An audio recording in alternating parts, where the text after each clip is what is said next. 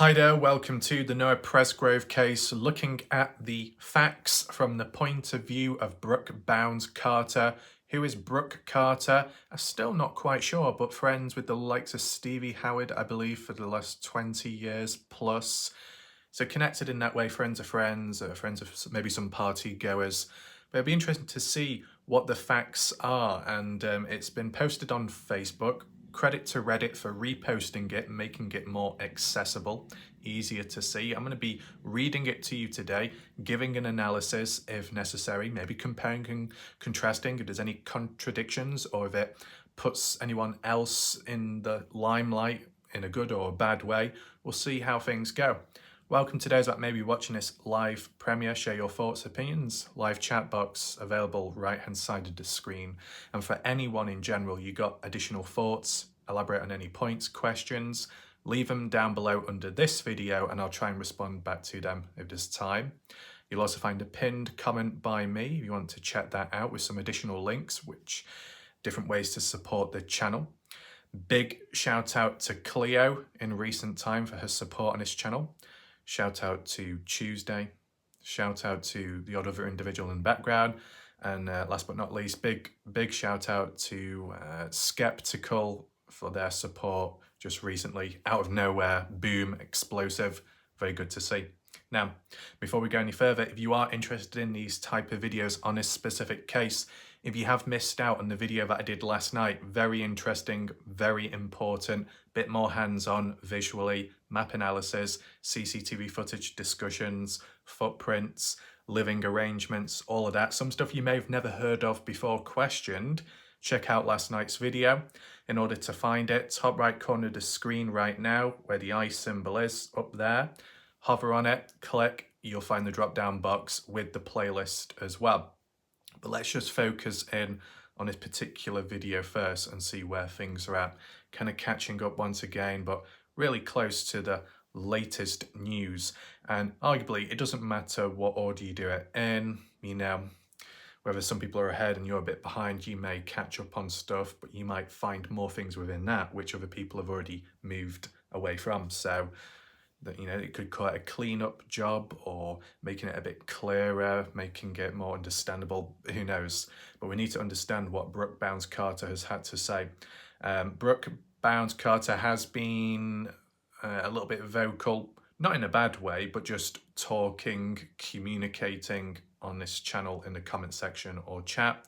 Obviously, it can help spread any awareness or better understandings. Not everybody will trust Brooke. It is what it is. You know, people can be skeptical. Others may have trust issues. It is what it is. But let's at least look at what she's got to say. For it to be stated as the facts, the truth, that's quite a bold statement to make. So let's see if it really is. So this was 2 days ago posted by Fabulous Coffee. Credit to them.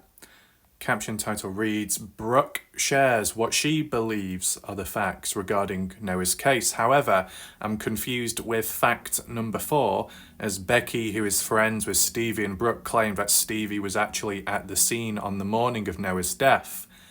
Yeah, I do remember that. Becky ended up name-dropping Stevie within the conversation of 8, 9 in the morning on Monday. Yet Stevie herself was claiming she wasn't there because she was out of the county, out of the country, whichever way it was worded as, just away from the key area. And yet Becky's saying, yes, Stevie was down there as well at the party house. You can't be in 2 places at once, right? And that's where the inconsistencies are. But what does Brooke have to say about it? Well, let's start off with the beginning. What's this? Anyone care to clarify the last screenshot is from Stevie? Well, we'll get to that shortly, but let's just see what's worded here. A little bit small, but hopefully you'll be able to read it. If not, I can zoom in, or it might already be zoomed in. But this is by Brooke Bounds Carter, the Brooke, top contributor 13 hours ago. Where was this posted? On Facebook from the layout, but what page? Personally, I'm not too sure. If I had to guess, it's probably on the Sofa Sleuth page, but what I would say is, if that's where it's being posted, and that's only where it's being posted. Just think about the reach. If you're an individual, you want to spread awareness. If you are posting stuff privately or behind the scenes, how are you going to expect the general public to see it? Because, when it comes to Facebook pages, people have to join the private ones. People may not all may be given access, and there's just limitations, restrictions on top of all of it.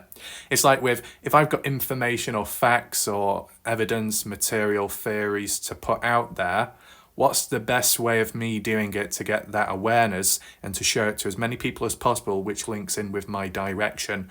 Well, it's to upload a video, YouTube, TikTok, publicly, not a paywall, not behind members only, not a subscriber only or a members only live chat, whatever you call it, right? You just do it public so as many people see it. Now, it is the personal choice of the individual who's researching and looking for it, right? You can't expect the information or provider to be able to dish it out to everybody like Santa Claus. It's not possible. You have to search for it yourself. But if it's in a certain place which is locked behind a paywall, well, it's not exactly accessible or practical. If it's simply locked behind a wall of you need access to this, it's limited.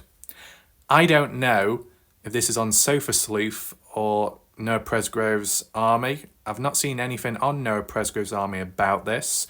Just like how originally with the Snapchat, it was only when it was, reposted? I saw it recently by Dusty.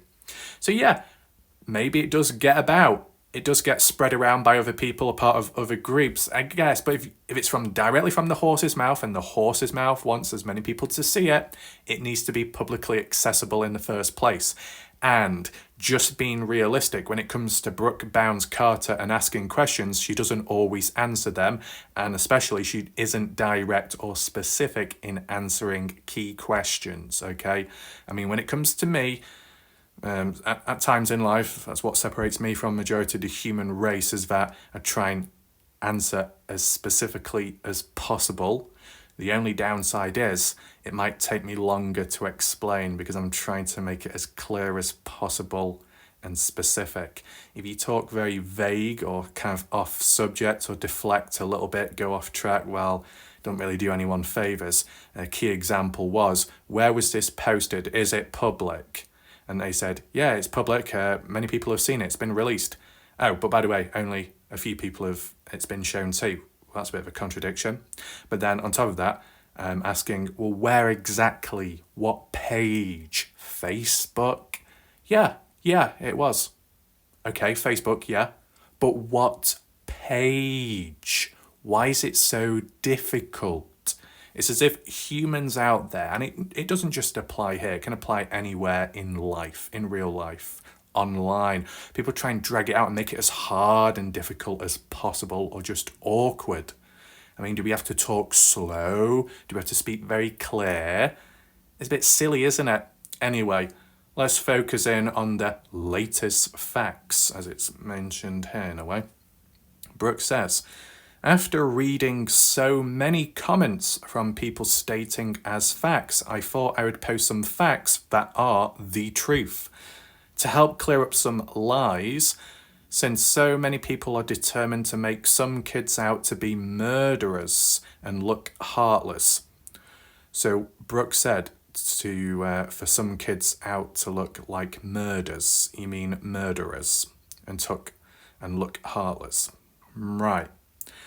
Well, what I'd say first and foremost, Brooke Bounds Carter, when it comes to the behaviour, the attitude, the responses by certain partygoers, a threatening language used, it's not exactly a good look, is it? Especially when it comes to a murder case. It's not exactly a normal thing for one of the parents, the mother, Stevie Howard, to say, if we were responsible, we would have done a better job at disposing of a body.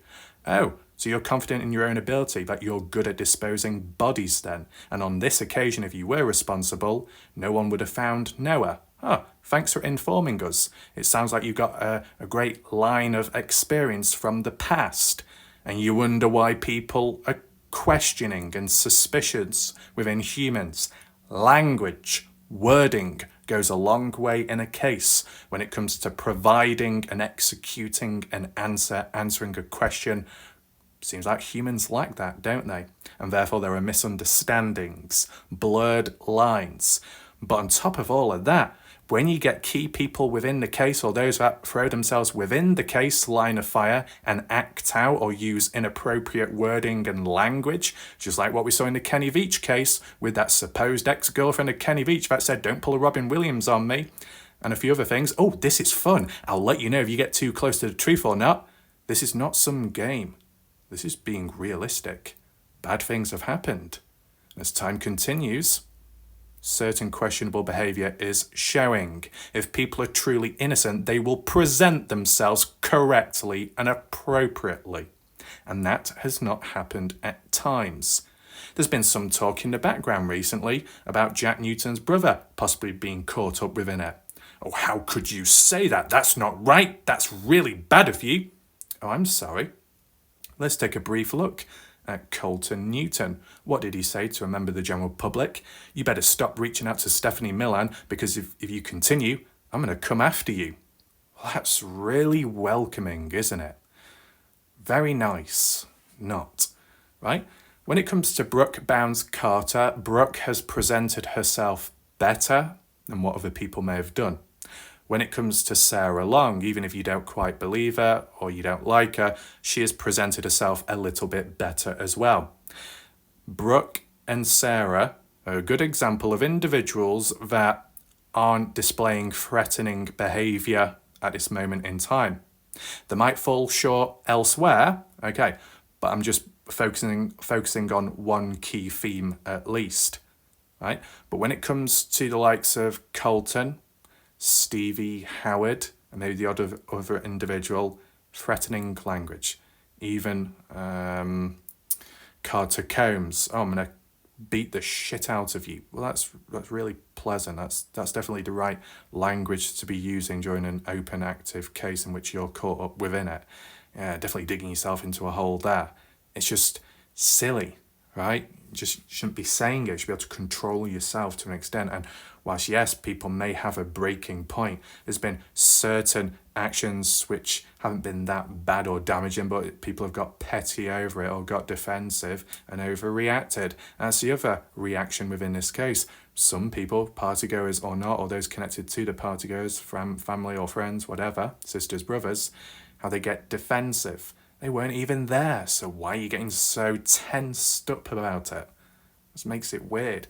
You can understand people directly within the case, the partygoers, and even those that were actually at the scene after or before when things were going on. You never know. You know, recalling events, having to revisit it in your mind, in your recollection. Yeah, it can get to you. Look at how it's impacted Caden Pressey. So it can impact other people in other ways. Some people may react emotionally, some people may break down, some people may become negative, others may become defensive in a bit of an aggressive way. Some people get overprotective of a case or individuals within the case or the victim. It all comes down to a form of evolutionary behaviour, evolutionary territorial behaviour. We noticed that on a, outwards perspective when it came to other true crime cases where I moved on to a case and other people got bitchy and moany just because their precious little baby was being covered by another individual out there, even though no one has exclusive rights when it comes to covering cases. And we know a certain channel out there and that delusional brain-ridden cancer out there, the audience, you're not allowed to cover this, you're not allowed to cover that, because if you do, you're copying, you're not using original material. Only one individual out there is allowed to cover the Noah Presgrove case, and that's Kaylee. Get the fuck out of there, you delusional prick. Get a grip of yourself and focus in. These are the humans that we deal with over time, okay? I said, language and wording goes a long way. So, let's focus in here with fact number 1. So number 1, as a fact, Brooke says there was no party the next weekend at the house. That's quite shocking to hear, of course, because this is the first time round a counterpoint has been issued in response to the original claim of there was a party the following weekend. Now, who were the individuals that referenced a party the following weekend? Well, I remember Justin Roy talking about it. Did Caden Pressey? There's a chance he mentioned it. Correct me if I'm wrong down below. Apologies in advance. I'm just doing this from memory, but I'm confident and I do remember Justin Roy talking about it. You could argue and say, how would Justin Roy know? He's not a party goer. He wasn't even there at the time. Well, if we're speaking of the party which Noah attended, not the one after, Justin Roy, family of family, those connected, who were down at the party. So they saw and heard things, relayed it on and told Justin Roy about it. That makes perfect sense, understandable, okay? Of course, you always want to hear it from the horse's mouth, and that would be the example of Caden Pressey, an actual party goer that retold his story face-to-face on screen during that interview of Partners in True Crime. That's good as well, if not better, because he's actually from the party and he's retelling the story from his own individual experience. But I'm sure Caden mentioned, or briefly mentioned, about the party the following weekend, whether that be in the part 1 video or that part 2 video where those 10 minutes were used to include the final footage of that interview.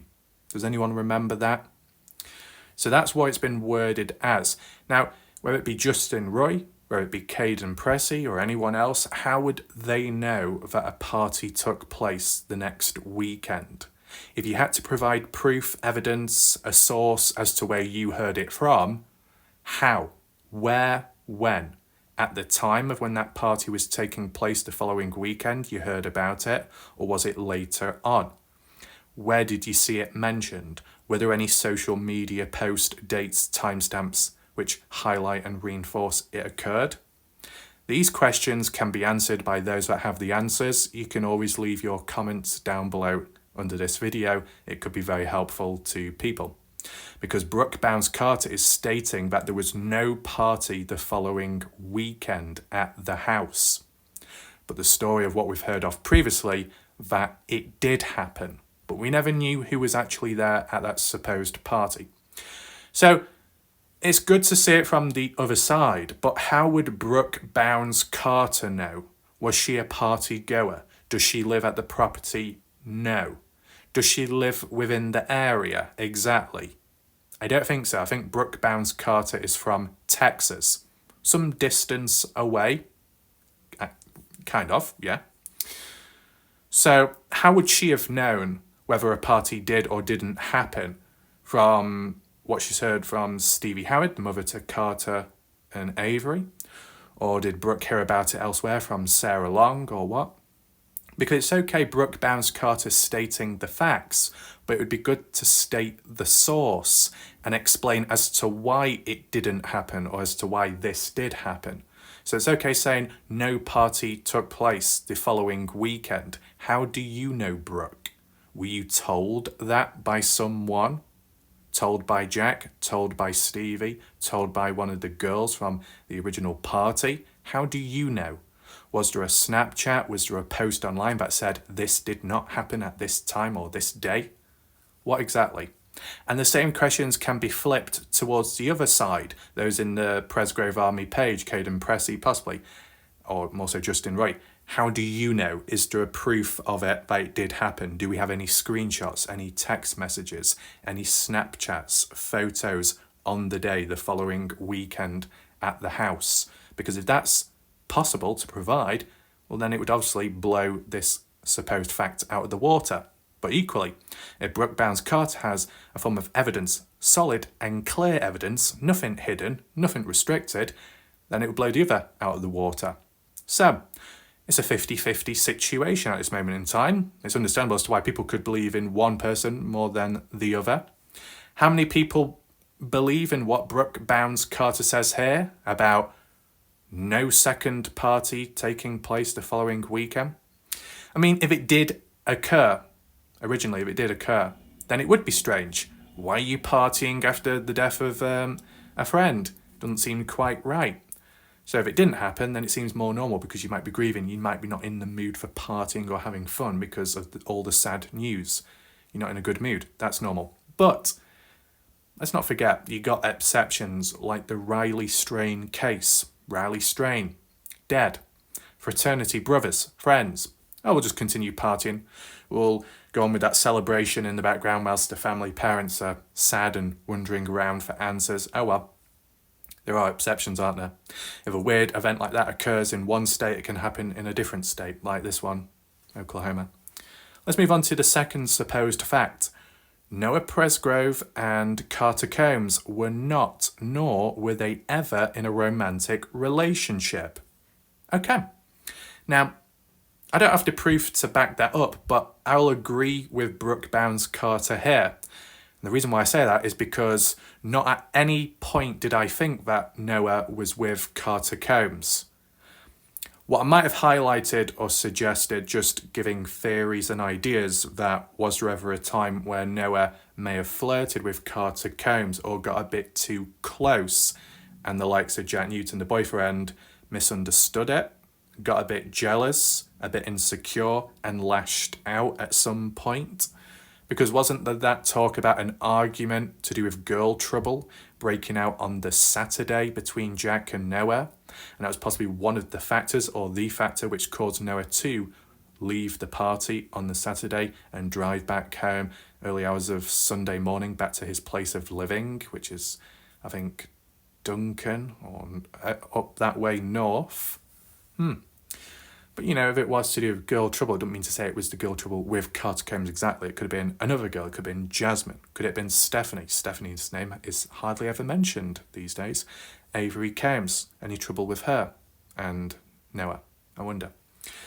But from what's been said, and it's been worded a couple of times now, that Noah Presgrove did have a girlfriend at the time, but the girlfriend wasn't at the party. Noah, 19 years old. His girlfriend at the time, 16 years old, if I'm correct in saying. Maybe some people could question that, etc., etc. But I wonder why that 16-year-old wasn't at the party. And I know you could say, well, because they shouldn't be there in the first place, underage, drinking and all that, and other older people could get a bit awkward and messy. Yeah, normal, I get that. But the likes of Caden Pressey's cousin came on down, and I think Caden Pressey's cousin was 15, 16 or so as well. And Caden, because I don't think he was anticipating her to come down, but she did. And Caden Pressey had to sober up, as he claimed, and look out for her just to make sure nothing bad did happen. So that level of alertness, you want to party, you want to have fun, but now you got to be not exactly babysitting someone, but just protecting them just in case. Now, if it was Noah Presgrove in his situation, if the girlfriend of Noah's 16-year-old was there at the time, would it have been any different? I mean, maybe Noah would have had to have been more careful with drinking and just looking out, just in case anyone went behind his back and messed with his girlfriend. Yeah, all kinds of things can happen, especially when alcohol's involved. But, yeah, I've not really considered Carter Combs with Noah Presgrove, but you know, there might be other people out there that were suggesting that and maybe reinforcing it with their own opinions because they were trying to justify why Jack may have fallen out with Noah and why it might have got quite intense, and maybe if Jack was responsible, it was all because of that, like some kind of supposed affair. But at least to me, I wasn't thinking like that, and Brooke Bounds Carter states as a fact that Noah wasn't or hasn't been with Carter Combs.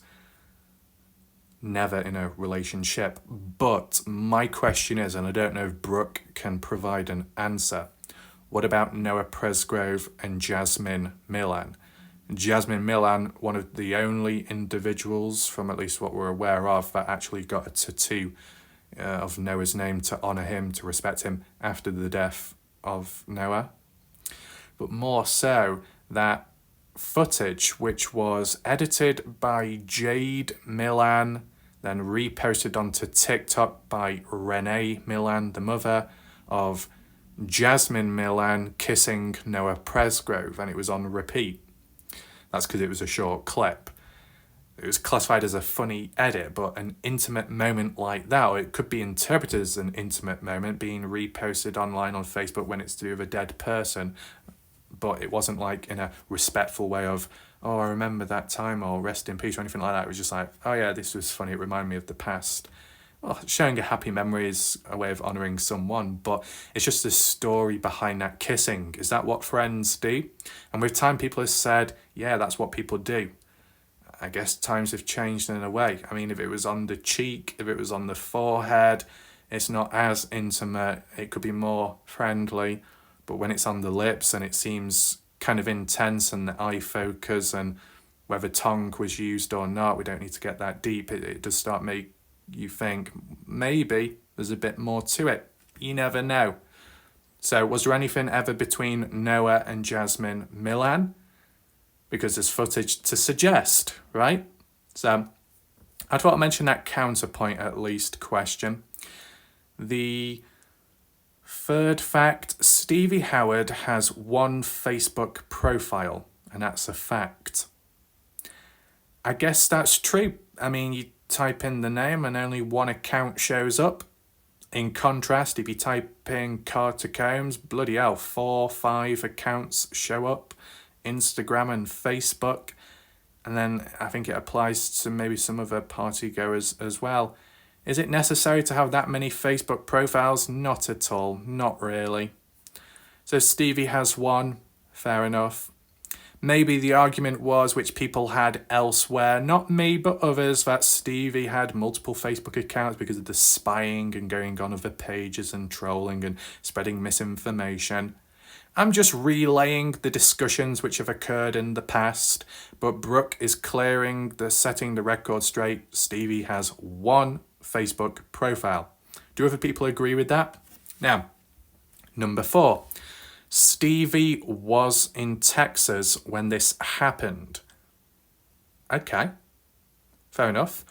So, out of the county, out of the state. It depends how it was worded in the past. Was it directly mentioned by Stevie that, or did I see it re-quoted on Facebook and Reddit? Can't quite remember, but I do remember seeing Stevie mentioning about how I wasn't even there within the state of Oklahoma. I was away elsewhere. Besides Stevie, who else wasn't present in the area? I'll be honest with you, I've forgotten their name, but supposedly there was an individual that wasn't even in the US at the time. I think they were on a holiday in Greece. Does anyone remember that person's name? So was it Sarah Long? No, it's not Sarah Long, because Sarah Long, I believe, was claiming to have got down there Monday morning around 8 or 9 a.m. onwards, because I remember Sarah Long talking about how she was closest to the location compared to the likes of Stevie, who was out of the state in Texas. But Texas, that specific place wasn't mentioned at the time. Just, I was out of the state, I was out of town, I was out of county, whatever. It's like, it could have been made a little bit more clearer in the past. I was away from the area, I wasn't as close, but Sarah Long was. Why couldn't Stevie Howard say, I was in Texas specifically? It would have just made it a little bit clearer, right? Why was Stevie in Texas, though? Because she lives there? I heard some people saying that Stevie lives in Berry, Bowie, Texas. When did that start? When did she move there? It's just to put in perspective with what's mentioned here. Because I'm sure Stevie Howard says, I was out of the state at the time. I was away from the place. Does that mean temporarily, or is just meaning I'm away from Oklahoma, I'm away from Terrell because I no longer live there? Or is it, I'm not there at the moment because I'm on vacation, I'm visiting a family member, a friend, whoever, I'm hanging out with people, I've got work elsewhere? Which way is that worded as? Okay? So, whilst that might seem normal to not be in the area at the time of an event taking place, what doesn't help the situation is, from what we've heard of others, recalling events. Those who weren't partygoers but parents or sisters or brothers, older adult ages individuals, where you got the likes of Becky, and whoever else. It's hard to remember all the names. I did do a video about it. Becky saying me, Becky, Sarah Long, Stevie Howard. Who's the other individual? Jodie? Not too sure about that one. What other names are there? Was it about 5 or 6 people, adults, claiming to be there at the party house? 8 in the morning onwards, 9 or so. But for Becky to say Stevie Howard was there as well, and yet Stevie Howard was claiming not to be there, and Brooke Bounds Carter is saying that Stevie was in Texas at the time. Well, how does that make sense? Brooke Bounds Carter, can you explain as to why a person called Becky, who was claiming to be there at the party house on Monday morning later on, was bringing Stevie Howard's name into the mix by saying she was there as well? That doesn't make sense, does it? Someone's right, someone's telling a lie. And what's the point of that? Weird. Anyway, what else do we have? The 5th fact, L.E. told Jack Newton he passed his lie detector test, along with L.E. telling Robin he passed as well. Right, okay. Well, that's how I originally heard it, so fair enough there. That L.E. directly told Jack he passed, and then Robin heard about it. But it was the L.E. that told Robin.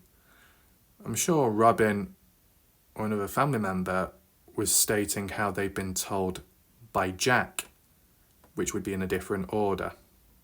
But I think the theme of this is because of what we've heard as counterpoints recent time. For example, I believe it was Kathy Bingham, that private investigator helping the family, doing it free of charge, that recently mentioned that supposedly Jack Newton's lie detector test was inconclusive. And Brooke Bounds Carter responded back by saying he did pass, and that's what the L.E. told Jack. And then Jack may have told others with time. So Kathy Bingham says it's inconclusive, and Brooke says he passed. Can you have the results where it's inconclusive, but it doesn't say that you directly lied, so you could treat it as a victory, as a pass anyway? Well, if it was directly from the mouth of the LE, I don't think the LE would see it that way. They would probably say you either passed or you failed. Either way. But anyone else who's not official could say, well, I could bend it and twist it and say, I kind of passed because it didn't say about I lied, so I did something right. But that's not how it's mentioned here by Brooke. Let me know your thoughts down below, your response to hearing about that. Okay. The 6th fact, Bub Wilcoxon was not the first volunteer firefighter on the scene. Well, if that's the case, then who was then? I think how it was worded in the past with the supposed hidden recorded footage at the scene of the highway, 5:30 onwards, but before 5:43 supposedly. Short space of time, I know. But that's how it was worded in the past, and that's how you interpret it based off the timestamps, what we've heard ever since, from Caden Pressey to Tyler Hardy and the first callers officially. So somewhere in between that time, that there was 4 people in shot of the camera. You had a police guy, how it was originally worded. You had 2 clothed individuals, which could be interpreted as of a police or authority. Any mention of a volunteer firefighter? I believe so. Did they mention the exact name? Don't think so, but it was interpreted as Bub Wilcoxon. But Brooke is stating here that Bub Wilcoxon wasn't there first on scene. Okay, if he's not on scene, that volunteer firefighter kind of implies that another one was. So who's that name then? Number 7. Jason M. was not on scene. Ever. Who is Jason M? Anyone down below in the comment section? Who is Jason M, their last full name? Known as JM. You can understand why it can get confusing at times, right? Is Jason M. Jason Milan? Yes or no? And how would he be related to people within the case? If anyone can explain, that'll be appreciated. Number 8. The girls gave up their phones immediately, willingly to the LE. Right?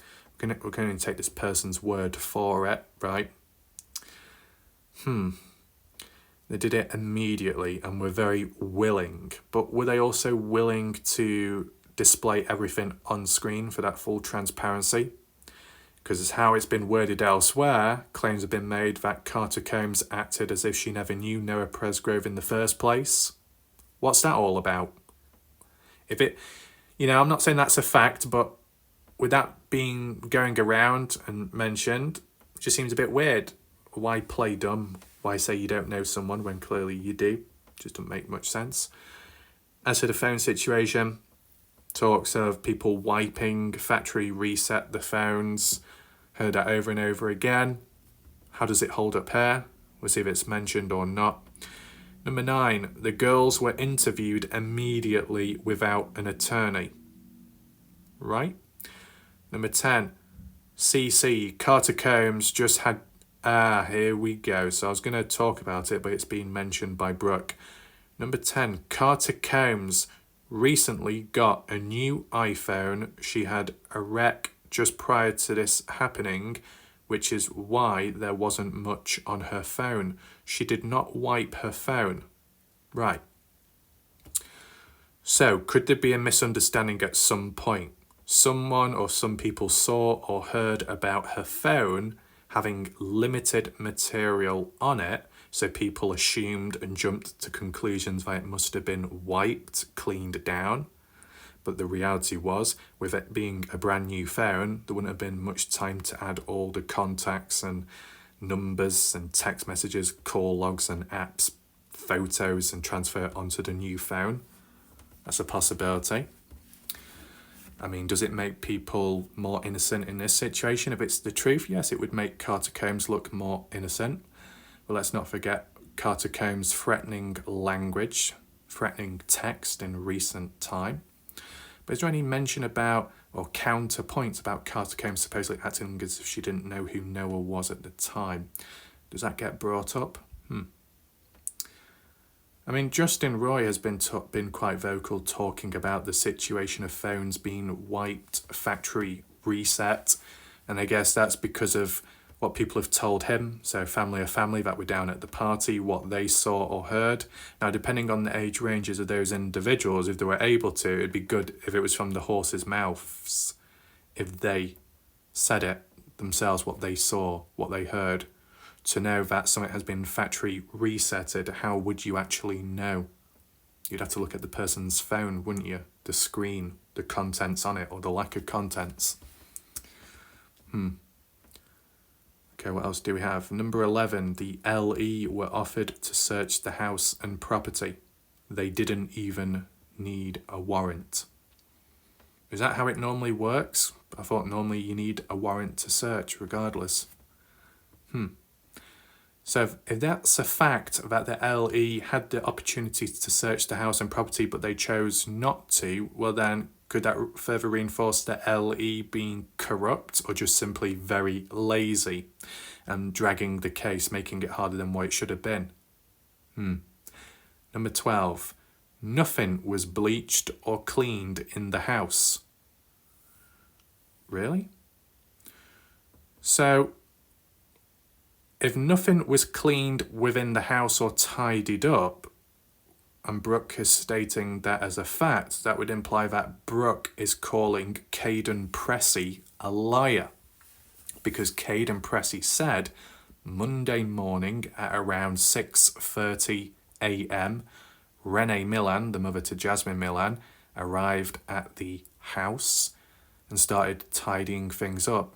Caden said it was his decision, his idea to tidy up the beer cans and the trash like that. Renee Milan's objective was to move all the firearms out and pass them on eventually to Caleb Newton, supposedly. Interesting. So If Caden's claiming to pick up beer cans and tidy up that way, and Brooke is saying that it never happened and it was never cleaned, who are you more likely to believe in? Brooke Bounds Carter, who wasn't there at the time, nor a partygoer, or Caden Pressey that was there and suggested clearing up the cans? In terms of the talk about bleach, where did that come from in the first place? What would be the indication of it? The smell. You can smell bleach. But let's not forget, when it came to the Dylan Rounds case, remember that obsession with the bleach with Kurt Wadsworth, the trailer? What did it ultimately lead to? F-fall. Didn't go anywhere. I'm not dismissing it within the Noah Presgrove case, but I'm just sharing with you what has happened in the past where people get fixated on something and then it leads to nothing. There might be exceptions with time. This could be one, but I've not seen it just yet. What else do we have? 13. There are snaps. Snaps, you mean Snapchats of Noah Presgrove wearing the white shorts. These belong to LE and the kiddos that still have them. What? So you're saying that there is proof that Noah was wearing the white shorts. What? The white shorts which Jack Newton claimed was his, but Noah borrowed them? Is that what we're saying here, Brooke? Try and confirm that if possible. And on the basis that's the case, a pair of shorts, one pair, Brooke is stating that they belong to the LE and the kids that still have them. How can it belong to two different sets of people in two different places? What? Are you saying that the kids have one side of the shorts torn in half and then the LE have the other side? I don't think that's how it's meant here, but they belong to the LE. Well, they belong to the LE seen as a piece of evidence, right? But also belong to the kids that still have them. They still have them. Why do they still have them if it's supposedly evidence? Did the LE have ownership of it and then hand them back to the kids from the party? Is that what you're getting at, Brooke? And why are they just holding on to some shorts? Like a memory? Because that was the last known thing that Noah supposedly wore. And when we talk about white shorts, we talk about snaps. How come we've not seen it publicly? Oh, because it can't be revealed. It's a pair of fucking shorts on Noah's, providing he's still alive. It shouldn't be that difficult. I mean, has anyone seen photos of Noah in white shorts? I mean, from the Saturday, I saw Noah with the beige-looking khaki shorts, and then Sunday, the black shorts. And Monday, who knows, but Caden, from what he saw at the highway, black shorts. What did Tyler Hardy see? Shorts, but not on Noah's body. What did the medical report, the autopsy state? A pair of shorts on the side, but they weren't black. White. Jack Newton has talked about the white short situation, explained as to why they were there and why they were white, because Noah was borrowing them. Why? Borrowing, why? Because Noah ran out of his own shorts when having a washes. Having a wash, I mean. The ATV side-by-side incident, then having a wash, running out of clothing, is that why?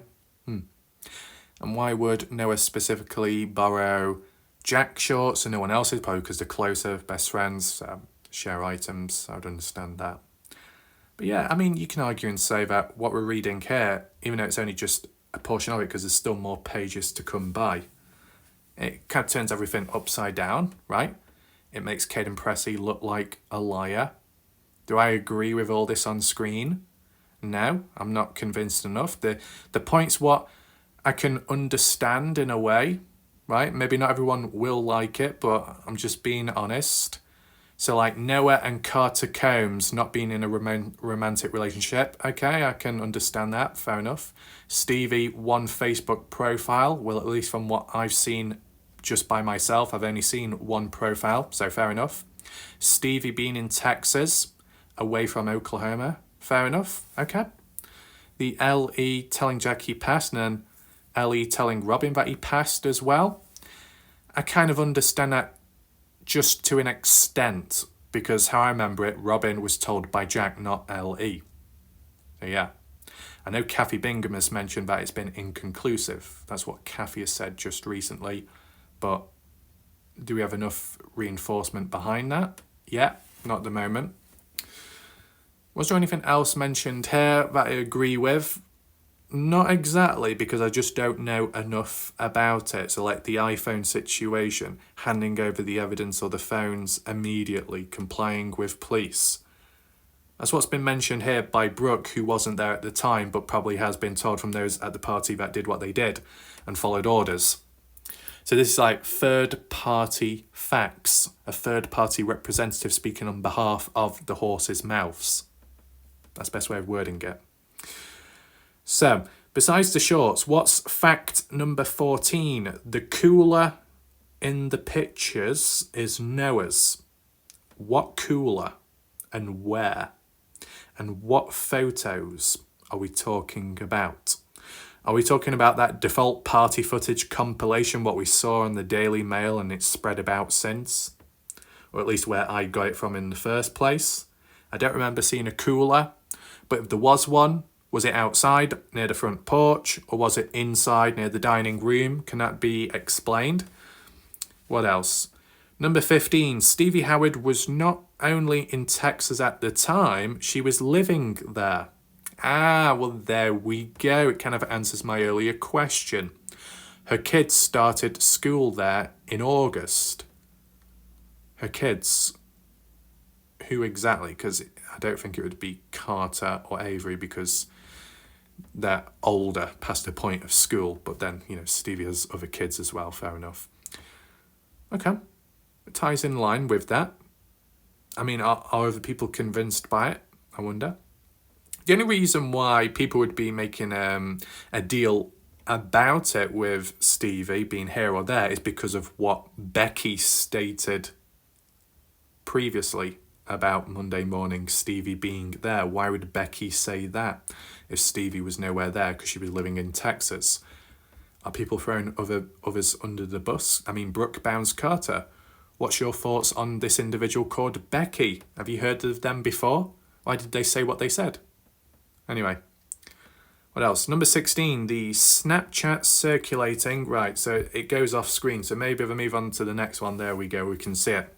Number 16, the fact what Brooke says. The snaps circulating are from 2 different nights and parties with different kids. Some of those kids that were there the night before his passing and not the night of his passing have been accused of being liars and uncooperative. Right, there's a lot to take in mind here because there seems to be a level of confidence and knowledge as to exactly when Noah died. This is very dodgy, if I'll be honest with you. So there are Snapchats circulating, 2 different nights and parties. Are we talking about Saturday night party, Sunday night party, Monday morning party? Saturday, Sunday, Monday, maybe. Different kids on different days. Some of those kids that were there the night before Noah Presgrove's passing, death, the night before. So, at least how we've heard things mentioned, Noah Presgrove passed away 4 a.m, Monday morning, September 4th. If that's how it was interpreted here, when Brooke says some of those kids that were there the night before Noah's death, the day before, the night before, like Sunday night. If Noah passed away Monday morning, before that, Sunday night. But Brooke goes on to say, not the night of his passing. The night of Noah Presgrove's death. How would Brooke Bounds Carter know that Noah Presgrove died nighttime? When how it's been worded and how the events have gone, it was Monday of Noah's death, not Sunday night. It's not Monday night because that's beyond the death of Noah and everything transpiring. So, for Brooke Bounds Carter, not a party goer, not a witness at the time, to state as a fact that Noah Presgrove's death, Noah Presgrove's passing, was on the night time. Can't be Monday night, it would have to be Sunday night. What? Brooke Bounds Carter is stating as a fact that Noah Presgrove died on Sunday night. It was the night before, Saturday night, where there was a different party and different kids at the party who have been accused of being liars. Well, that's interesting because, first of all, Noah Presgrove supposedly didn't die Sunday night. He was actually alive Monday morning at least 2:43 a.m. September 4th, alive in the kitchen area with Jack Newton, Jasmine Millan, awake. And that it was 3:30 in the morning of Monday, Jack stating that that's the time Noah wandered off into the dark and left the party, walked away. Interesting. So if Caden is saying that Noah Presgrove was alive at 2:43 Monday morning, and if Jack Newton of all people was stating that Noah was alive and wandering off at 3:30 Monday morning, then why the hell is Brooke Bounds Carter stating that Noah passed away Sunday night? It's how it's worded here. I'll read it one more time just to double check. Snapchats circulating are from 2 different nights, 2 different parties taking place with different kids. Some of those kids that were there the night before of Noah's death and not the night of Noah's death. Yeah. The night of Noah Presgrove's death would have to be Sunday night because it was Monday morning at 5:43 when it was called in about Noah being found on the highway. So we can't negotiate and say, oh, could this person be talking about Monday, but Monday night? Not possible whatsoever. Not possible whatsoever because it was early hours of Monday morning when it was called in to police about Noah's body. So it's about working backwards from there.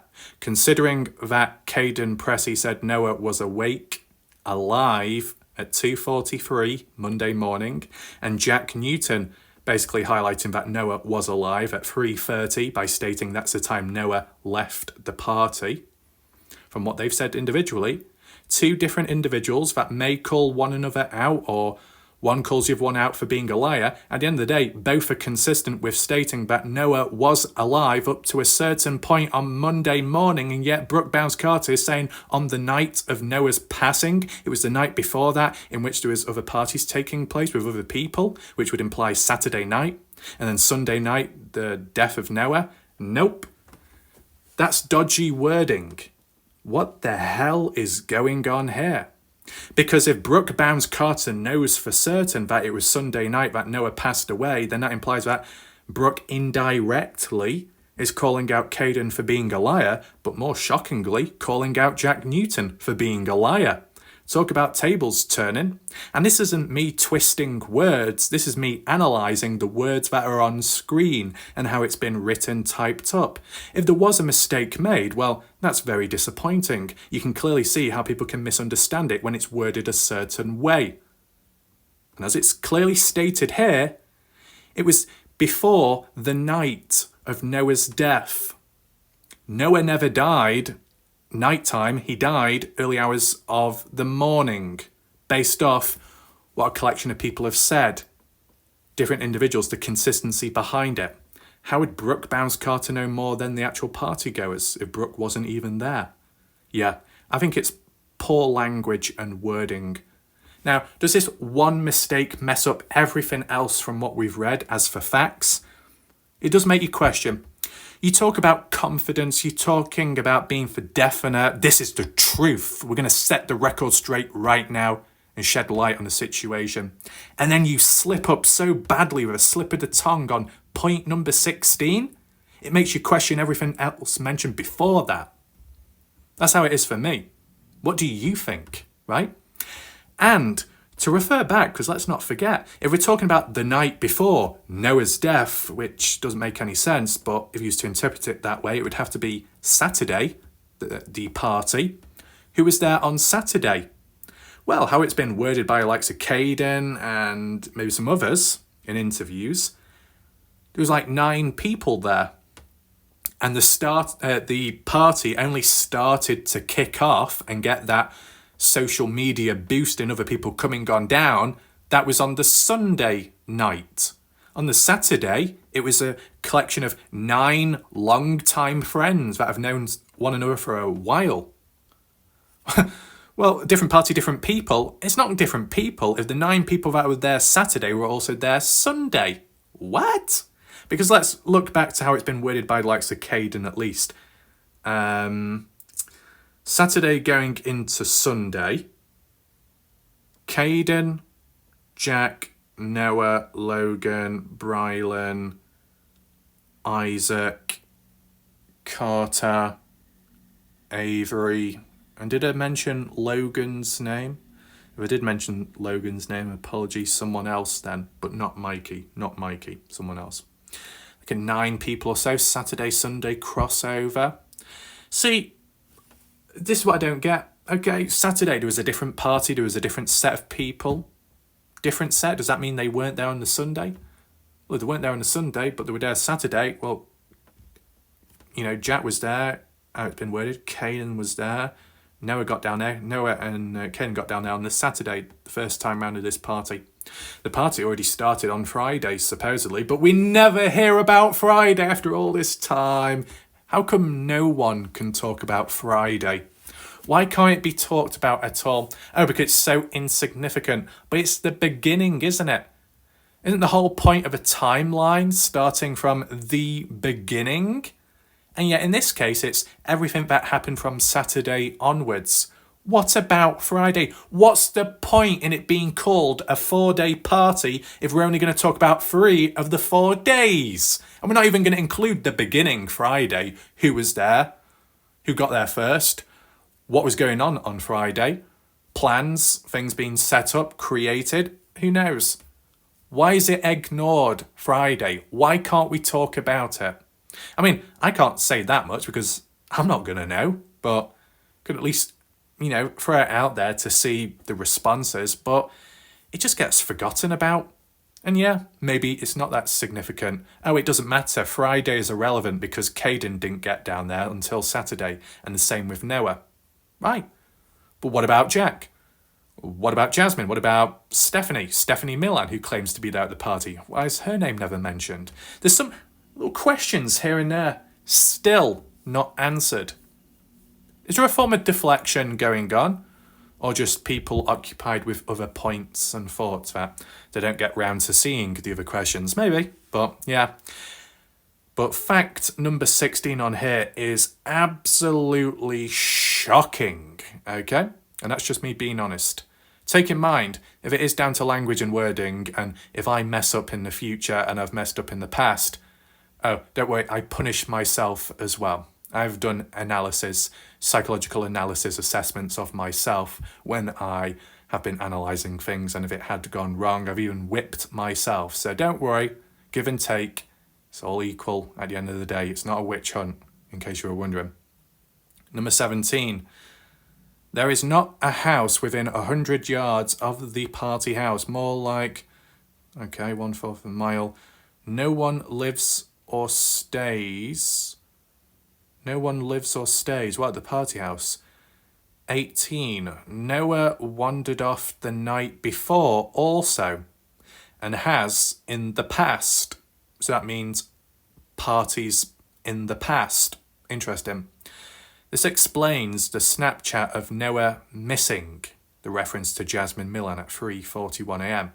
This wasn't anything new and was completely innocent post. This wasn't anything new. That's almost what Jasmine Milan was getting at and what Sarah Long was getting at. It's nothing new. Noah used to walk off. It was a normal thing, but he would always come back. We weren't expecting it to go wrong this time round though.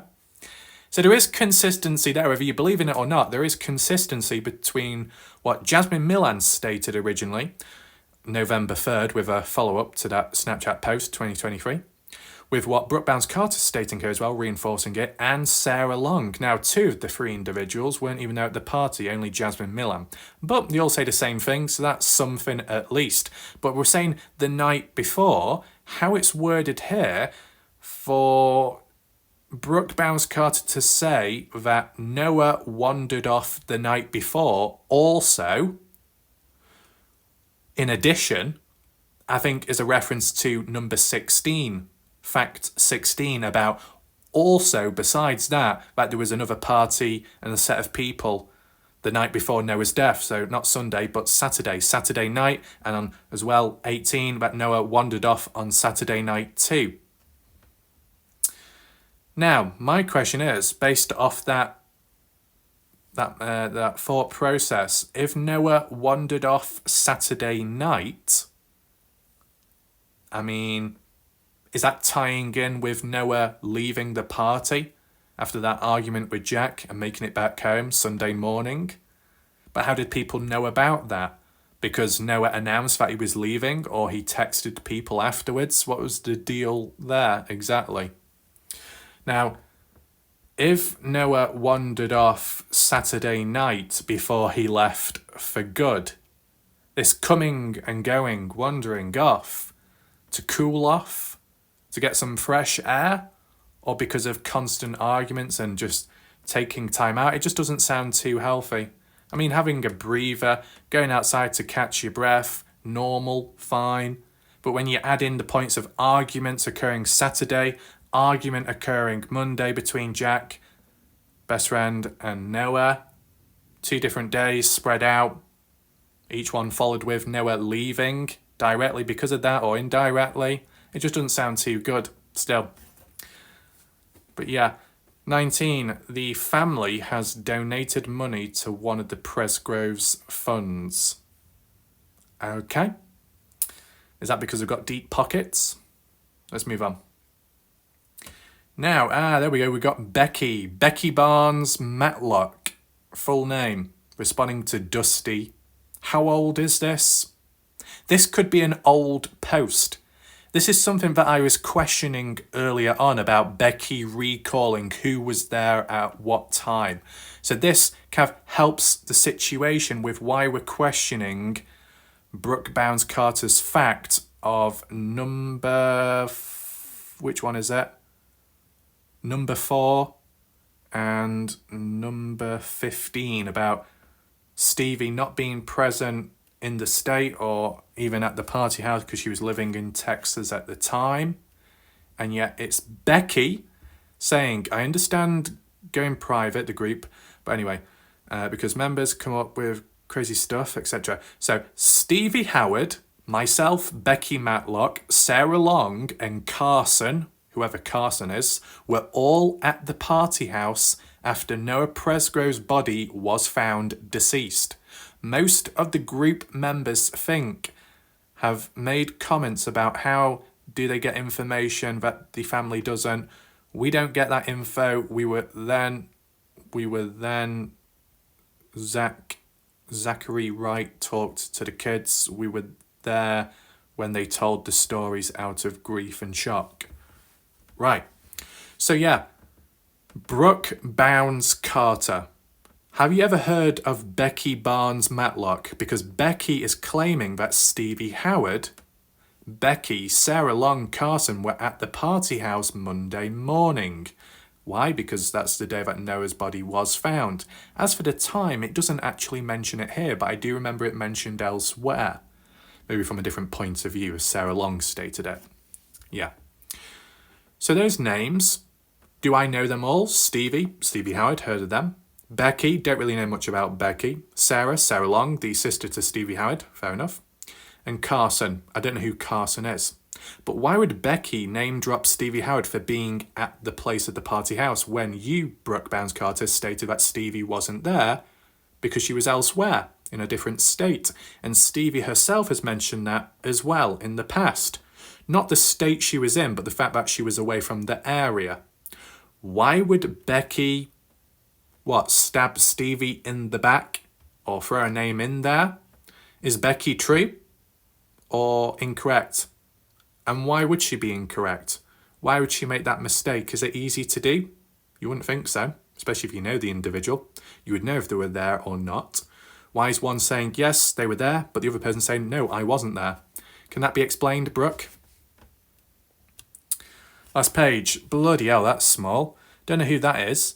After BAM, oh no, not BAM, 8 a.m.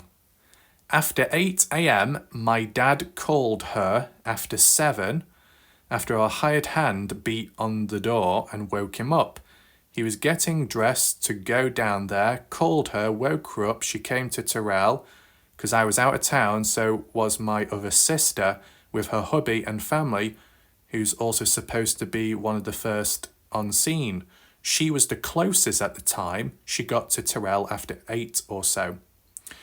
To say she, my other sister, this is definitely Stevie Howard. Now, I don't know if you can see, but in that profile picture, I can see Stevie Howard's face doing the fish impression with her lips, with her head tilted. To refer to your sister, my sister was away but closer, and that's why she got down there and why she's one of the ones that was present at the time. Well, Stevie Howard's sister is Sarah Long, so Stevie Howard, although her name's covered here, this should be Stevie Howard stating it. Now, where it's blanked out in blue text, that might not say Stevie Howard, but that's because that's a response to another person on Facebook. It's the name above the blue text which is blurred out. But this does appear to be the Stevie Howard talking about it, right? So, yeah. Stevie says, I was out of town. You're not exactly just out of town, you're out of the state. Bit of an understatement to mention, isn't it? I'm just out of town. That would imply that, yeah, for a certain length of time, but you're coming back after. Odd. Because if Stevie is claiming to have moved to Texas at whatever point in life, way back in the past, whatever, you don't just say, oh, I'm out of town. No, you'd be saying, I'm out of the state. Texas is a state, right? Oklahoma is a state, right? You're not just out of town. You're not just out of a little town area. You're out of the state. Weird. What are the responses? Oh my God, 83 comments. Let's see. Somebody. 10. B. Carter Combs was drinking and driving when she had her wreck. What? Fabulous. How do you know that? Puzzle. Yet no DWI or DUI charge. Maybe there is a do not hit list. What's the timing of Carter getting in that wreck? This must be a reference to earlier with the new iPhone situation. She had a wreck just prior to this happening. When exactly? Friday? Thursday? Prior to what? Prior to the party? Prior to Monday? When? So it means prior, I'm guessing, well, not guessing, prior means before whatever else happened. So, got into a wreck, phone damaged, got a new phone, then the party started days after or whenever, and with the phone being fresh, new, lacking contacts, phone numbers, bits and bobs like that, I'm guessing. So someone could interpret it and say, hey, where's all your contacts? Where's all this? Where's your number gone? Have you factory resetted it? No, I got a new phone because my old one's damaged, right? But why did Carter Combs get into a wreck, a car crash? Was it an accident? Was it her fault? Was it someone else's fault or just an accident? Was there any usage of alcohol involved? Now, who was the designated driver at the party? I think Sarah Long was talking to Jasmine Millen at some point on Facebook saying how at least there was one designated driver on the property at the time. I think I asked that question and some viewers said the designated driver was Carter Combs. How true is that? I don't know. But why is somebody saying that Carter Combs was drinking and driving when she had her wreck? Where's the proof of it? Puzzle. I'm only going to comment on number 10 because I wouldn't waste my time on the others simply because they have failed to tell the truth by making several inconsistent statements, and they have the most to lose since some of the children were party host and can be charged in the future by Cody's law. Okay, fair enough. But to ignore the other numbered facts is unfortunate because after looking at number 16, that's very questionable and very important to look at. But don't worry, in my video I've covered it. Just because someone has a wreck and their phone is not working doesn't mean the new phone has no information on it. Everything is saved on iCloud for those who use iPhones and back it up to iCloud. Yes, I have an iPhone. Is anything backed up on iCloud for me? No, because I disabled it as soon as possible. I cannot stand cloud things being saved in the cloud. It's bullshit. It gets cluttered. It gets forgotten about. It just gets in the way. It's not needed. You've got enough storage on your phone. You've got enough storage on your computer. Screw OneDrive. Screw iCloud. You've heard of iCloud leaks and things being hacked. It's just dodgy. It's not worth it. But anyway, Puzzle says, I can't imagine any one of those kids that takes millions of selfies, etc., and doesn't back it up to iCloud, especially all their friends' contact numbers, so I'm calling 100% BS on that. They think people are dumb. Why doesn't Stevie Howard tell the story? They're her kids. Why does she have someone else doing all the dirty work? What else? Be kind. Do you have to pay for iCloud storage? Some of these people may be related to someone who owns a lot of land but are broke on the day-to-day basis, otherwise they wouldn't be nabbed for writing bad checks. I don't quite understand that. I mean, you know what? You could have an iPhone which has old footage on the iCloud. You get a new iPhone, you sign into Apple, you may enable iCloud immediately, but you might not have any more space, so nothing gets added to the cloud. So everything that is already in the cloud is old pre-existing stuff, which is irrelevant to the time in the case of the Noah Presgrove situation. But my question would be at least, okay, maybe the phone appeared quite empty on the surface, but what about the iCloud itself? What's within that? Was that empty as well? If the iCloud was empty and the phone, questionable. If the phone is empty but the iCloud is full from the past, probably because there's no more storage, hence why no more can be added. And to be honest, well, no, we won't go any further there for now. Traditional, for starters, she can't spell or use proper grammar or punctuation. I've seen this from screenshots people have posted of her Facebook post or comments. It's embarrassing. Well, if we're talking about the language barrier, that's probably why certain questions aren't specifically answered, at least when I've asked them. And it could also understand the whole debacle with the factor number 16. Lucky scientists, why do poor people have a hired hand? Puzzle. I mean, who uses this term? Almost sounds like going back to slave days or a century ago term. People that think they're better than other people they hire. Yeah, I wondered what the old talk was about a hired hand. Who was that hired hand? Did people say it was Bub Wilcoxon? Well, I'm getting mixed up with another named individual. Fabulous. To be honest, I don't even know what a hired hand is. Like a maid or something? Here we go. In Texas, Oklahoma area, it's a male that works and usually lives on your farm or ranch, usually undocumented, from Mexico. So cheap cash labour for these people. Now, to be honest, a hired hand is kind of what we heard referenced in the Dylan Rounds case with Don Hartley and James Brenner at some point, where maybe they were living on the land, squatting or not, or nearby, and working for Dylan on and off. Yeah. And the same with Chase Venture's son at one point with Dylan. Fabulous. This person probably knows everything. Maybe they know habla inglés. Hola, ¿dónde está?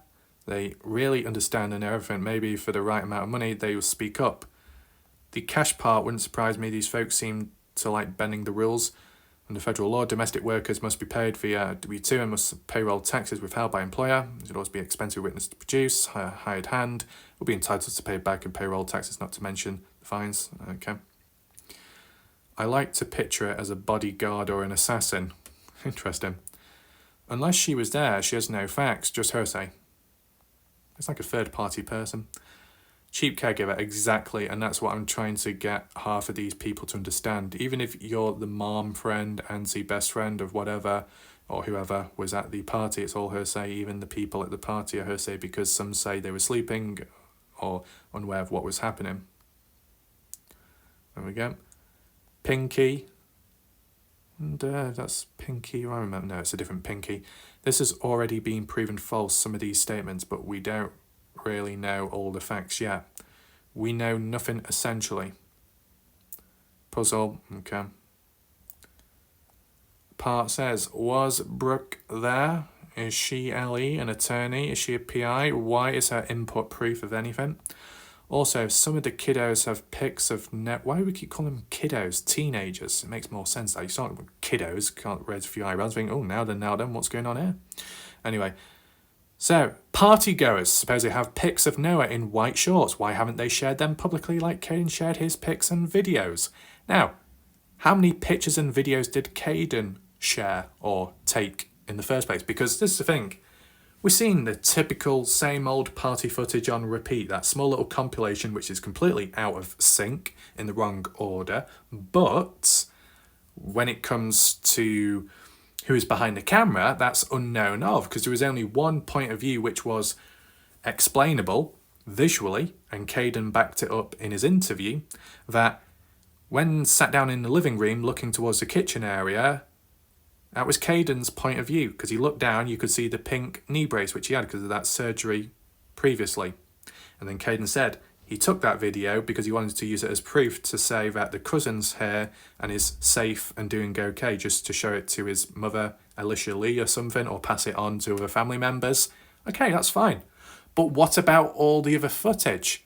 What about Brylan Sweat then, with Mikey at the end of that little party compilation saying, oh, we got Mike Tyson here? Well, that wasn't Caden recording that, was it? It wasn't Noah, it wasn't Jack, it was Brylan Sweat and Mikey. But then what about the other footage? Who was holding what? What about when Noah was dancing topless, as dodgy as that may sound? Who was holding the camera then? Was it Jasmine Milan? I'm sure Jasmine Milan appeared in a couple of those shots. Is Jasmine Milan the one with the red shirt and the glasses at some point? I'm not too sure. But yeah, for Caden to share pictures and videos, what does that exactly imply? Because I wasn't aware that there was multiple pictures and videos taken by Caden. Can anyone elaborate on that? What else do we have? Half the reason people pull out their phones now during conversations after accidents or even with Ellie is to prove their innocence. Yes and no. Because there's many other times where younger people, degenerates, will whip out their phones like it's a firearm and say, you can't hurt me, you can't touch me. If you touch me, I've got proof. And it's like, you know, it's like a defense mechanism, but sometimes it can be done in a bit of a manipulative way. You know, a person could slap the other person and then whip the phone out and say, you know, if you touch me now, it'll be evidence against you. It will make you look bad. Sometimes people choose the easy way out by simply whipping out a phone, just like other cowards do when there's rubbernecking or there's an accident or a death of a body. Oh yeah, let's just get the phones out, let's take a selfie, let's take a video, take a photo just for the sake of it. Yeah. Some people do it for innocence, some people do it to protect themselves, of course, but then others do it for alternative reasons and it's not always good. What else? Why doesn't Stevie say where she was in Texas? Nocona, Bowie, or both less than 30 minutes away. The Martins were at Lake Texoma, which is less than 2 hours away. Bub was 3 minutes away. Okay. Any honest, reasonable adult in such close proximity to an unexplained death of a universally loved young person would have written down everywhere they've been, everyone they have called, texted, or been with, and the times of it all. They would make sure any kids that were involved would do the same thing. It would have been done by none of the day Noah passed away. Right? Not only was she not there, her post contradicts posts of people who were there. This is a ham-fisted attempt to control the narrative, yet again, after those involved have incriminated themselves. Puzzle. They also would share any and all of photos proving or supporting their alleged facts. Traditional in Texas is irrelevant. It takes about 25 minutes to get from Bowie to Terrell. Does anybody know Stevie is married to this Landon or not? She has Howard on her Facebook but calls him her husband, and Armstrong is on her business stuff. Yeah. I don't believe he was ever referred to her as his wife unless they recently got married. He's always referred to as the girlfriend. Right, she refers to him as a husband to people she interacts with at work. Excellent spite. 17, 18, 19, yawn. Why not show the receipts for what they've donated to the family? That'd be nice. I've been on their property, daughter's social house. They should have made very generous donations to the family. And she will be paying anyway, in my opinion. Interesting how everybody is skipping over fact number 16. I think it's very important. Doesn't anyone else think it's very important, number 16? Excellent. Number 13, who saw Noah wearing white shorts the night he died and saw him in a way that they decided to take snaps of him but refused to show the snaps? No matter which way you look at the statement, it's very questionable. No proof. Okay, Ellie is everything they claimed. They should have theirs. Names. Agreed. My response is put up or shut up. Right, 12.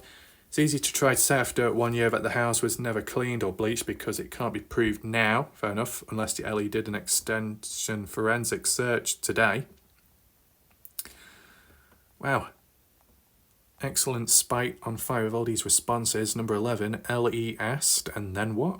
LE does need a warrant unless the property owner allows them to search or they have probable cause. Probable cause seems to have a different meaning to every person. The information has not been publicly announced or denied by LE, so another price of info that cannot be used. Truth. Number 8, the girls gave up their phones immediately. When did Noah die? They had hours to erase whatever they wanted on the phones or just toss their phones and buy a new one before they were asked by Ellie. Until Ellie tells us that Jack passed his lie detector test, that information is not true. Yeah, because Jack said himself that he's passed. We've not heard it directly from the LE. But supposedly the family have, but I've not seen that. In case it hasn't been posted yet, either in a YouTube interview or in a small group, it was said Jack's lie detector test was inconclusive and that the cooler pit was not Noah's cooler and that he did not have one there. Right, yeah, so the lie detector test being inconclusive was like reposted as a transcript, I think, or a summary on Reddit, which was summarising the video on YouTube by Partners in True Crime, episode 8, I think it might have been, with Kathy Bingham, private investigator with the family, and being interviewed by, was it Robin Cindy from Partners in True Crime? Talk about being inconclusive. First time I've ever heard that. Interesting. Project, notoriously incorrect anyway, not admissible in court. Jason M was not on the scene ever, has me suspicious. Why say ever? Yes, that is a bit weird. Sounds like you're trying to convince people. These was a post on subreddit on July 5th, which has since been removed, which shows screenshots from AH and CC. Why are we saying AH, Avery Howard? Why not Avery Combs? It's weird how it suddenly changed that. And Carter Combs, where one of them says JM's parents, plural, came at 5:50 a.m. JM's parents, Jasmine Milan's parents. Is that right? So JM, Jason Milan and Renee Milan, the parents, is that correct? Wow, before Jack Newton claims has arrived on scene, do you have screenshots? It was someone else's series of screenshots. It's Carter Combs who said it. Me, L, A, J and her parents stayed outside crying. JM's dad was there. Read it. Okay, I'll have to look into that at some point. We'll look into that. Stevie Howard lives in Bowie, Texas, correct? I can remember, so that's like maybe a 30-minute drive from Party House. Still isn't proof of it. Where's the proof? Just because you speak, it doesn't mean it's true. Smoking mirrors in Texas, short distance away. Texas line, minutes away from the Party House. 30 minutes in Nakona. Okay. What's this? Do you know how Caleb Newton's wife's brother died? Is that car accident or something on a road? Jaded, where is all your proven facts on these matters? Would have been nice, a bit of a source as well. And to my knowledge, when you buy a new phone, they can transfer all your pictures and apps to your new phone.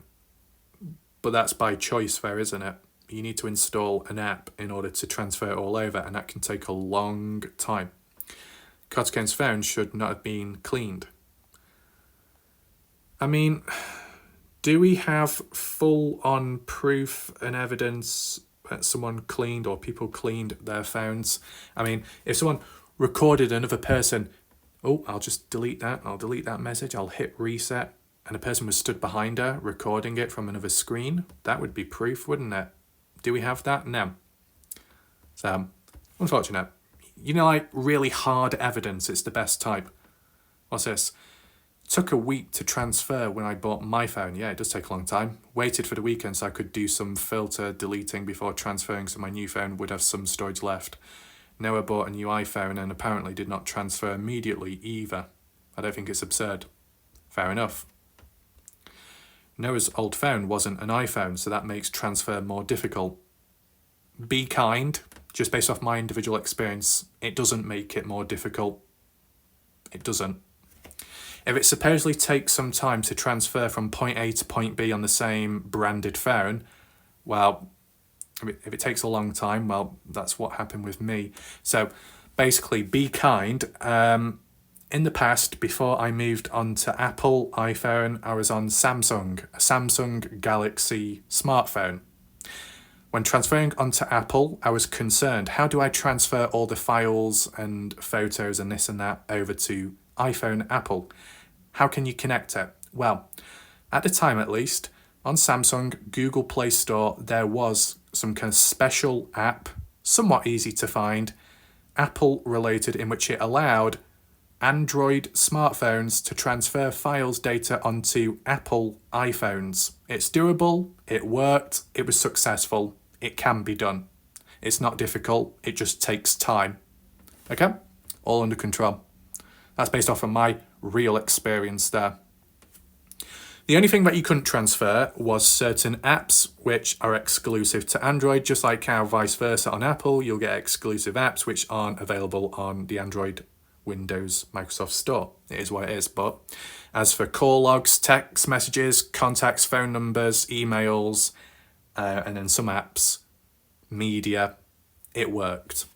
Right? Moving on. Educational. I don't know a 20-something person or really any age anymore that would not back up their phone before activating a new one. Not a chance. Pictures are like stock to these kids. They'd be missing everything and would have to look up and re-add. No way, I didn't buy it all.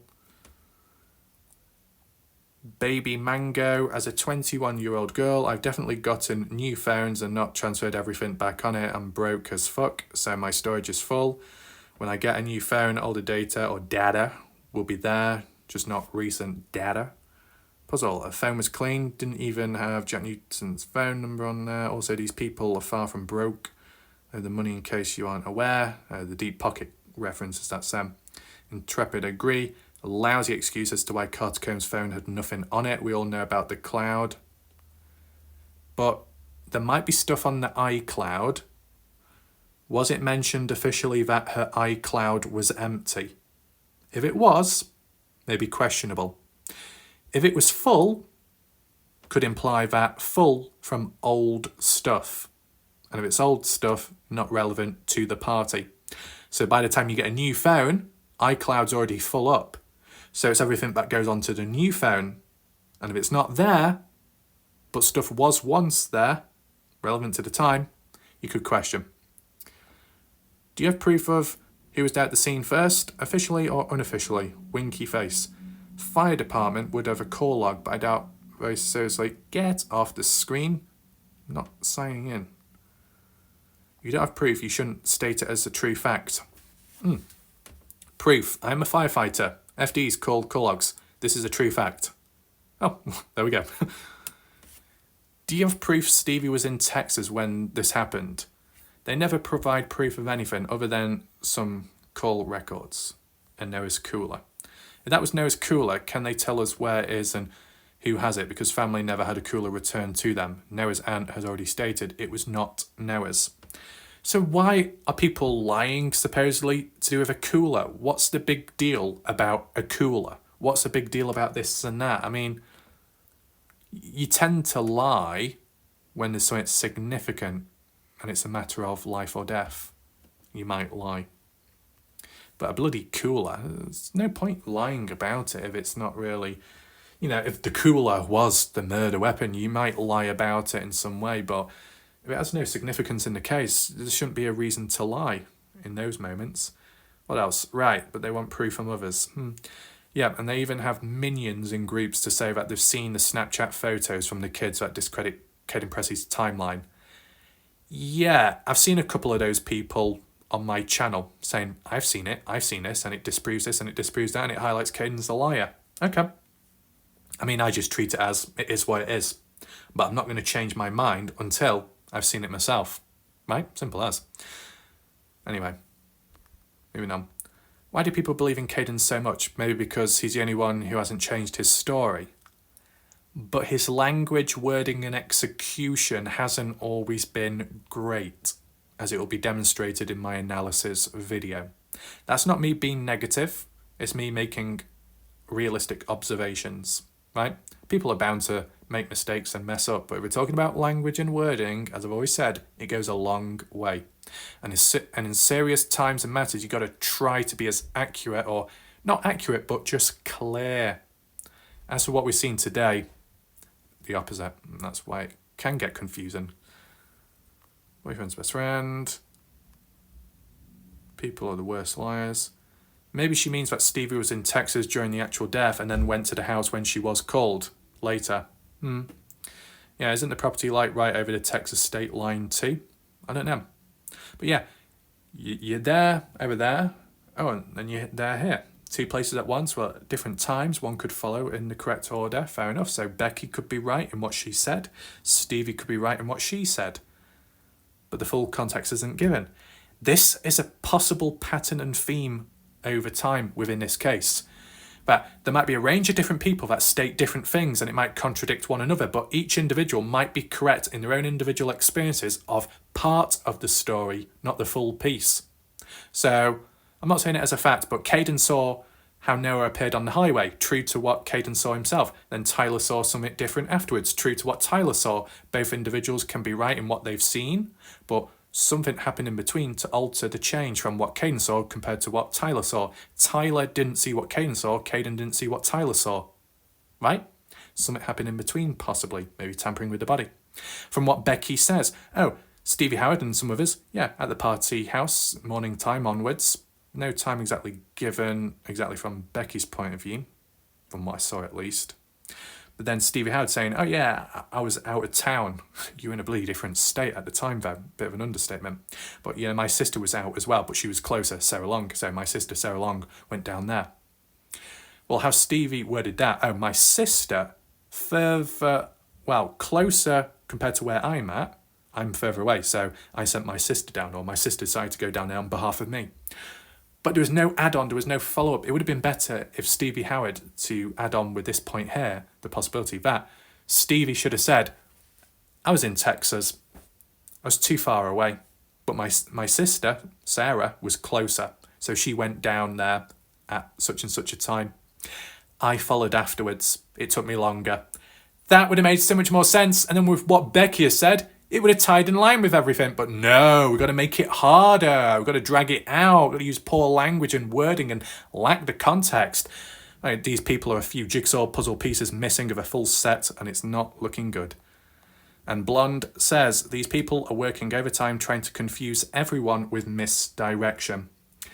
Well, the general theme of the facts, what we've seen today, does turn everything upside down. But it may not be as confusing if you've been around long enough to hear the original story of what's originally been stated by a range of different people, and maybe some consistencies as well, to now hear what's being mentioned all of a sudden by Brooke Bounds Carter. You can understand in Brooke Bounds Carter's situation wanting to set the record straight and clear. But upon people hearing it, maybe for the first time, it could come across as a bit shocking based off what's been mentioned all the other times, right? You saw my raw reaction today, but on the points that I was more familiar with, I could compare and contrast. I couldn't with every other point, as you would have seen, especially some of the earlier ones. But as we've got on later, I was able to add on some additional points from what I remember seeing, from what I remember hearing. Hopefully humans didn't misinterpret my analysis today, because as I said, some points mentioned by Brooke Bounds Carter made sense to me only because I've heard it mentioned that way in the past. But like with the Stevie Howard situation of here or there? Why is that? And why the questioning in the first place? Well, the response from Brooke to clear up the rumours going about, but in terms of the scepticism with those on the outside looking in and saying, yeah, but what about Stevie? What about what Becky said, the middle person talking on behalf of this person and name dropping Stevie, even though Stevie claimed to have not been there, but Becky's saying she was. But then you got Brooke just now saying that Stevie wasn't there. Is there a possibility that Stevie wasn't there first, but was there later? Couldn't make it down early, so got the sister to do it instead. You know, I think there's a little bit of context missing, really doesn't help, but hopefully you found this video interesting, right? These supposed facts, what we've looked at, you might roll your eyes back and think it's nothing but BS and bollocks, but it's important to look at it from all sides and perspectives. So, whilst yes, we've looked at it from Caden Pressey extensively in recent time, from what Justin Roy has said, and then some others, it's important to look at it from what Brooke Bounds Carter has said. So if Brooke Bounds Carter is watching, welcome. If you want to add on any thoughts without an attitude, feel free to do so in the comment section down below. If any other humans want to use face palms, feel free to use the piss poor, piss pot version. We've got the higher end one here, and it's even larger, almost a full scale size of my head, okay? And as you've seen in a recent video, it was difficult to fit my head on screen because of the size of it. But, you know, there are things which are bigger in size, and that's the case of Noah Presgrove and spreading awareness. So if you did find this video interesting, feel free to like and share it. And let me know all your thoughts down below, your reactions, whether you agree with any of the supposed facts or not. If you can answer any of my questions as well, which I did drop here and there. And as well, last but not least, if you do want to check out my previous videos, as I said, top right corner of the screen, click on that eye symbol and you'll find them all there. With that being said, thanks for watching. See you next time. Goodbye for now.